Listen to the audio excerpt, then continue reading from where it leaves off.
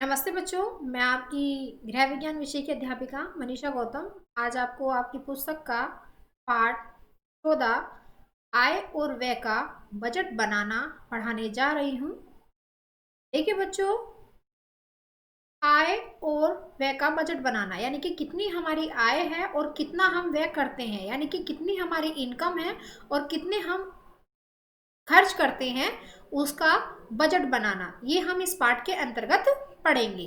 तो इसके मुख्य बिंदु देख लेते हैं बच्चों, इस प्रकार से हैं। सबसे पहले पढ़ेंगे हम बजट का अर्थ, उसके बाद पढ़ेंगे बजट के प्रकार, कि बजट के प्रकार कितने होते हैं, बजट बनाने के लाभ क्या क्या होते हैं, बजट बनाने से पूर्व सावधानियां क्या बरतनी चाहिए हमें, और पारिवारिक बजट के नियम क्या होने चाहिए। तो ये इसके मुख्य बिंदु थे बच्चों, जो हम इस पाठ के अंतर्गत पढ़ने वाले हैं। तो शुरू करते हैं बच्चों। सभी बच्चे अपनी बुक खोलेंगे और ध्यानपूर्वक सुनेंगे व समझेंगे। सबसे पहला है बजट का अर्थ, मीनिंग ऑफ बजट। तो इसके अर्थ को अच्छी प्रकार से समझेंगे। अपने घर का आय के अनुसार लेखा जोखा रखना तथा खर्चे पर पूर्ण नियंत्रण रखना बजट कहलाता है। यानी कि मैंने अभी आपको बताया कि कितनी हमारी मासिक आय है और कितना हम एक महीने में खर्च करते हैं, उसका पूरा लेखा जोखा रखना ही बजट कहलाता है। वह बजट जिसमें आय एवं व्यय का पूर्ण ब्यौरा लिखा रहता है, आय व्यय बजट कहलाता है। तो देखिए बच्चों, आय व्यय बजट को क्या कहलाता है कि जितनी हमारी इनकम है, यानी कि कितना एक महीने में हम कमाते हैं और कितना एक महीने में हम खर्च कर देते हैं, उसका लेखा जोखा रखना, उसका पूरा ब्यौरा रखना आय व्यय का बजट कहलाता है। अर्थात बजट में आगामी माह की होने वाली आय तथा अनुमानित व्यय का ब्यौरा होता है। अब पढ़ते हैं बच्चों बजट के प्रकार, काइंड्स ऑफ बजट। मुख्य रूप से बजट के 3 प्रकार होते हैं। कितने प्रकार होते हैं बच्चों? 3 प्रकार होते हैं। सबसे पहले पढ़ेंगे हम संतुलित बजट के बारे में, कि संतुलित बजट किसे कहते हैं। जब आय एवं व्यय बराबर हो, अर्थात ना बचत हो और ना उधार लेने की नौबत आए, वह संतुलित बजट कहलाता है। समझ में आ गया होगा बच्चों आपके कि संतुलित बजट किसे कहते हैं, कि जब आय एवं व्यय बराबर हो, यानी कि उतनी ही तो हमारी इनकम है और उतने ही हमारे खर्चे हैं, ना हम बचा पा रहे हैं और ना हम किसी से उधार ले पा रहे हैं, तो ऐसा बजट संतुलित बजट कहलाता है। आगे चलते हैं बच्चों। अब पढ़ते हैं हम घाटे का बजट। घाटे का बजट किसे कहते हैं? जब आय से अधिक व्यय हो तब घाटे का बजट होता है। ऐसा बजट परिवार के लिए हानिकारक होता है।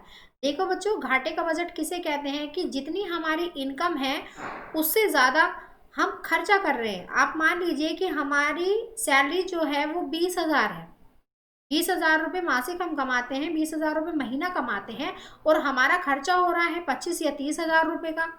तो ऐसे बजट को घाटे का बजट कहा जाता है, कि हम अपनी आय के अनुसार खर्च नहीं कर रहे हैं, उससे ज़्यादा कर रहे हैं। तो ऐसी स्थिति में क्या होगा, इससे परिवार को हानि पहुंचेगी, क्योंकि कुछ कार्य हमारे आकस्मिक भी होते हैं, अचानक से पड़ जाने वाले कार्य भी होते हैं, जहां पर हमें पैसों की आवश्यकता हो पड़ जाती है। लेकिन अगर हम अपनी आय से ज़्यादा व्यय करेंगे तो हम ऐसे में कुछ बचा ही नहीं पाएंगे और उधार लेने की या फिर कर्ज लेने की नौबत तक आ जाती है। तो ऐसा बजट जो होता है वो परिवार के लिए हानिकारक होता है। तीसरा है बच्चों बचत का बजट। जब आय अधिक हो और व्यय कम हो तब वह बचत का बजट कहलाता है। परिवार के लिए यही बजट लाभकारी है। देखिए बच्चों, बचत का बजट किसे कहते हैं, कि जब आय अधिक हो और व्यय कम हो, यानी कि हमारी इनकम तो ज़्यादा है लेकिन खर्चे हैं कम, तो ऐसी स्थिति में क्या होगा, धन बचेगा ही बचेगा, और जब धन बचेगा तो वह परिवार के लिए लाभकारी होगा। तो ऐसा बजट ही परिवार के लिए लाभकारी होता है और यही बजट सबसे सर्वोत्तम कहलाता है।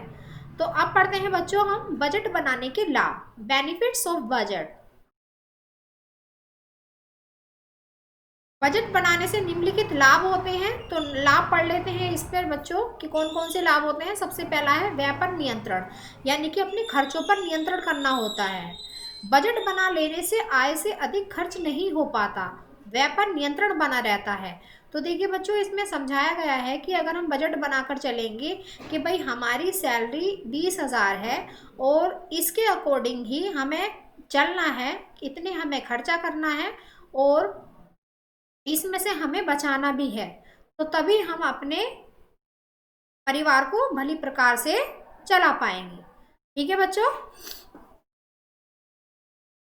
आय का उपयोग, जिस समय जितना धन व्यय करना होता है उसी में व्यक्ति देखभाल कर वस्तु क्रय करता है, अतः आय का सही उपयोग होता है। यानी कि जितनी हमारी इनकम है अगर हम उसके अकॉर्डिंग चलेंगे, उसका लेखा जोखा अच्छी प्रकार से रखेंगे, तो हमें भविष्य में किसी भी समस्या का सामना नहीं करना होगा और हमारा परिवार भी भली प्रकार से चल पाएगा। तो यानी कि अपनी आय का अच्छी प्रकार से उपयोग करना चाहिए, जहाँ ज़रूरत हो, जिस चीज़ की ज़रूरत हो वही लेनी चाहिए, व्यर्थ में पैसा बर्बाद नहीं करना चाहिए। थर्ड पॉइंट है बच्चों इसमें आय का सही ज्ञान। बजट बनाने से परिवार की आय का सही ज्ञान हो जाता है। जिनकी आय मासिक है वह तो पता होता है, परंतु व्यापारियों की आय बजट बनाने से ही ज्ञात होती है। देखिए बच्चों, बजट बनाने का सही ज्ञान होना चाहिए कि परिवार में कितनी इनकम किस सदस्य की है, कितना हमारे महीने में आय आती है, यानी कि कितनी हमारी सैलरी है, कितना हमारे घर में पैसा आता है, उसका सारा लेखा जोखा रखना चाहिए। और फिर प्रत्येक सदस्य की आवश्यकताओं को ध्यान में रखते हुए हमें बजट बनाना चाहिए कि ये चीज़ हमें इस व्यक्ति की लानी है, या ये चीज़ हमें इस महीने चाहिए, इतना राशन चाहिए, इतना बिजली का बिल आएगा, इतना बच्चों की पढ़ाई पर जाएगा, इतना मनोरंजन पर खर्च होगा। तो इसका पूरा का पूरा लेखा जोखा अच्छी प्रकार से बना लेना चाहिए, तभी हम अपने परिवार को भली भांति चला सकते हैं। देखिए, जिनकी महीने में सैलरी आती है वो तो लेखा जोखा अपना उनका तैयार ही रहता है, लेकिन जो व्यापारी लोग होते हैं, कभी ऐसा होता है कि जब वो अपने सामान की डिलीवरी करते हैं या फिर उनका ये पता नहीं होता कि पैसा कितने समय में मिलेगा, तो ऐसे में उनका थोड़ा सा बजट गड़बड़ा जाता है। तो इसको ध्यान में रखकर भी अपने बजट को बनाना चाहिए। फोर्थ है बच्चों आत्मसंतोष। पूर्व तथा सोच विचार कर बजट बनाने से आत्मसंतोष रहता है, क्योंकि आय व्यय का ज्ञान गृहिणी को होता है।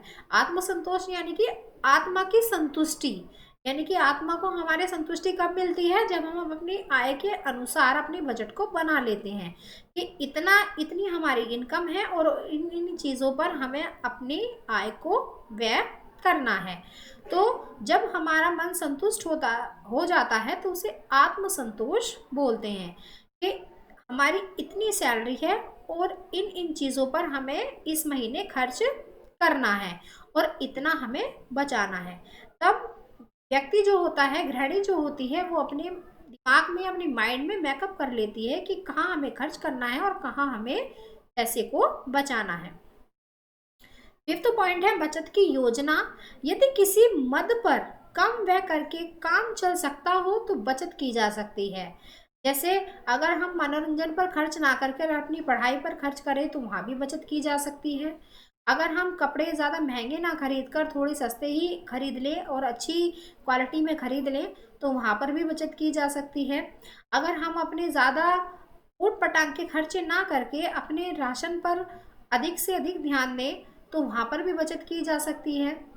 कहने का मतलब ये है कि हम ज़्यादा जो पैसा जो खर्च करते हैं वो घूमने पर करते हैं या फिर बाहर की चीज़ों पर ज़्यादा व्यय करते हैं, ऊट पटांग जो चीज़ें हमारे पास हैं उन्हें दोबारा खरीद कर लाने पर भी पैसे का दुरुपयोग होता है। तो ऐसी स्थिति में ऐसा नहीं करना चाहिए और हमें बचत की योजना बनानी चाहिए। अब देखेंगे बच्चों बजट बनाने से पूर्व की सावधानियाँ, प्रिकॉशंस बिफोर मेकिंग बजट।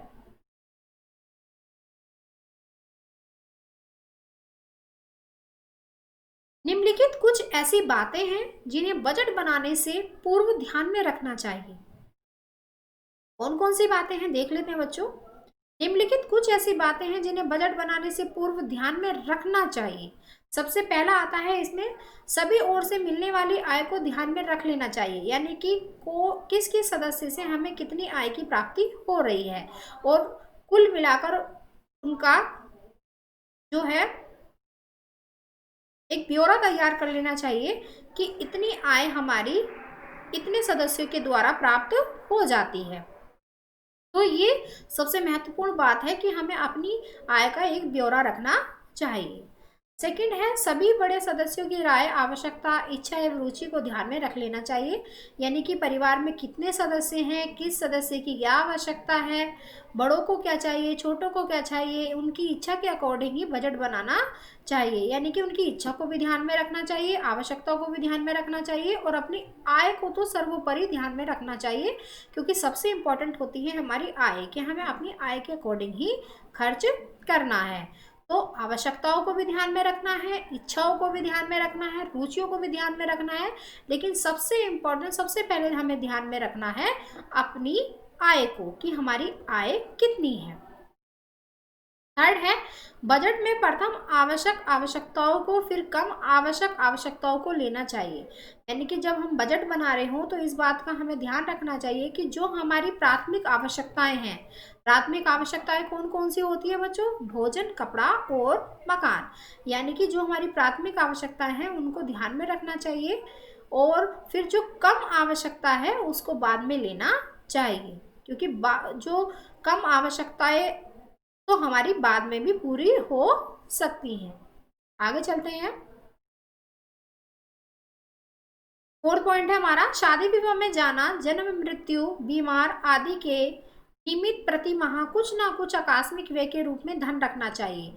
देखिए, कभी भी कोई भी कार्य एकदम से आ सकता है और उसके लिए धन की आवश्यकता होती है, तो ऐसे में हमें अपने बजट को बनाना चाहिए, उसी के अकॉर्डिंग खर्चा करना चाहिए और बचत भी ज़रूर करनी चाहिए, क्योंकि ऐसे कुछ कार्य होते हैं जैसे शादी है, विवाह है, जन्म है, मृत्यु है, बीमारी है, या अचानक से घर पर गेस्ट आ जाते हैं, तो ऐसे में धन की आवश्यकता होती है। अगर हम बजट बनाकर नहीं चलेंगे, बचत नहीं करेंगे, तो ऐसे में हमारा क्या होगा, परिवार को ही हानि होगी और मान सम्मान भी घटेगा। फिफ्थ है, आय का 10% बचत के रूप में रखना चाहिए, यानी कि अगर आप 90% खर्च कर रहे हैं तो आपको कितना बचाना है, आपको कम से कम 10% इसमें बचाकर चलना है। 10% आपकी बचत जरूरी है। ठीक है बच्चों, अब पढ़ते हैं पारिवारिक बजट का नियम, रूल ऑफ फैमिली बजट। व्यय का अनुमानित साधारण बजट प्रतिशत में नीचे दिया गया है, फिर भी प्रतिशतता में आवश्यकता अनुसार परिवर्तन किए जा सकते हैं।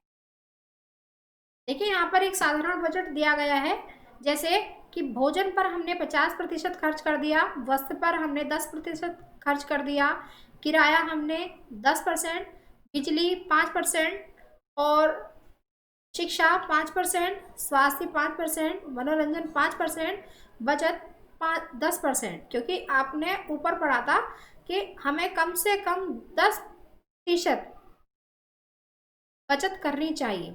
तो यहाँ पर इनका कुल योग भी दिखा रहा है कि 100% यहाँ पर हमने एक साधारण बजट को तैयार कर लिया है, जो हमें, जिस पर हमने खर्च भी किया और बचत भी कर ली, तो इसे बोलते हैं बच्चों साधारण बजट।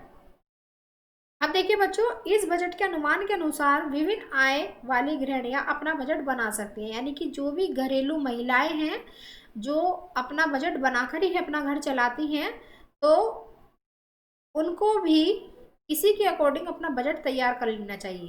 ठीक है बच्चों, देखिए बच्चों, यह पार्ट हमारा यही समाप्त होता है। अब आपको क्या करना है, इस पार्ट को अच्छे से 2 बार और पढ़ना है, अच्छे से रीडिंग करनी है, ताकि आपकी जो उच्चारण संबंधी जो समस्याएं हैं वो समाप्त हो जाएं और आप अच्छे से रीडिंग करना सीख जाए और इस पार्ट को भली भांति समझ भी जाएं। ठीक है बच्चों, यह पार्ट हमारा यही समाप्त होता है, यह वीडियो हमारी यही समाप्त होती है। अगली वीडियो में हम आपको अगला पार्ट पढ़ाएंगे। ठीक है, धन्यवाद।